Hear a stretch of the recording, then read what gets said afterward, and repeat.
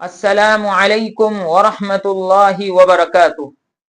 आज की वीडियो में मैं अपने नाजरीन के लिए 3 अहम बातें लेकर आया हूं और वो 3 बातें जादू से मुताल्लिक हैं, यानी जादू से छुटकारे के 3 तरीके मैं नाजरीन की खिदमत में पेश करूंगा।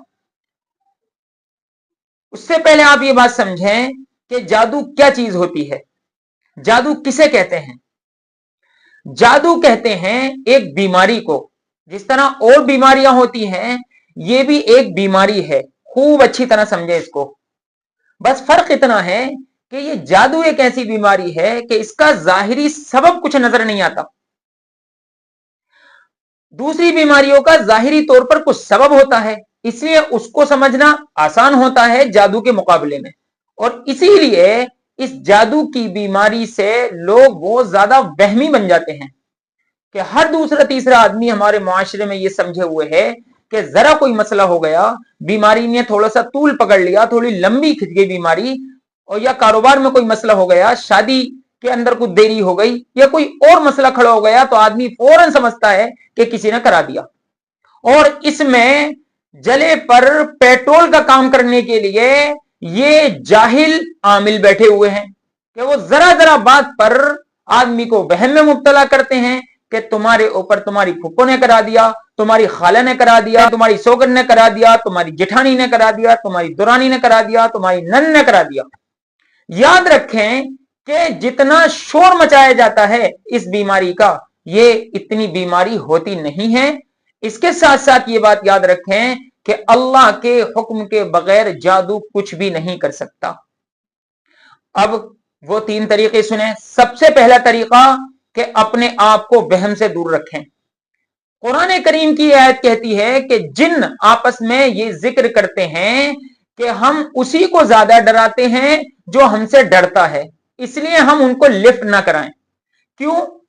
छलावा, आसेब, हवाई असर, ये सब कुछ जो होता है कि गलत किस्म के जिन्नात का मुसल्लत हो जाना, ये होता है सब कुछ। इसलिए हम उनको जितना लिफ्ट कराएंगे, उनसे जितना डरेंगे, वो हमें इतना डराएंगे। पहला इलाज ये। दूसरा इलाज ये कि हम पाक साफ सुथरे रहें। जब आदमी नापाक रहता है, रात में उसे नहाने की जरूरत पड़ी, नहीं नहाया, फजर छोड़ दी, ऐसी घूम रहा है, टहल रहा है, इस्तेंजन नहीं करता, उससे भी जादू बहुत ज्यादा होता है।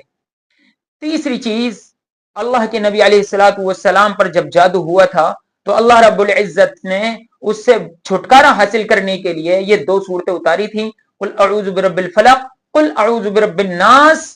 हम इसका एहतमाम करें, हर फर्ज नमाज के बाद हम इन 2 सूरतों को जरूर पढ़ें। अल्लाह के नबी अलैहिस्सलातु वस्सलाम के बारे में आता है कि आप सल्लल्लाहु अलैहि वसल्लम जब रात में सोते थे तो अपने हाथों पर इस तरह 3 सूरतें पढ़ते और उसमें धुतकारते और पूरे जिस्म पर फेर लेते। और आपको इस अमल का इतना एहतमाम था कि जब आपकी आखिरी उम्र हुई और आप ये खुद ना कर सके तो हजरत आयशा रज़ियल्लाहु अन्हा आपकी बीवी अपने हाथों पर यह अमल करके आपके जिस्म मुबारक पर इस तरह फेरा करती थी। इसलिए इस तीसरे अमल का खुसूसी तौर पर लिहाज रखें। लेकिन ये जो जाहिल आमिल बैठे हुए हैं कि हम सब कुछ कर देंगे, गारंटेड इलाज, जैसे अल्लाह रब्बुल इज्जत की कुदरत इनके हाथ में आ गई हो, इन नक्कालों और इन मक्कारों, इन धोखेबाजों, इन लुटेरों के पास हरगिज ना जाएं। अल्लाह के नबी अलैहिस्सलातु वस्सलाम पर जो ये इलाज उतारा गया, इस इलाज को इख्तियार करें। आप सल्लल्लाहु अलैहि वसल्लम इन दोनों सूरतों के नाजिल होने के बाद बिल्कुल सही और तंदुरुस्त हो गए थे।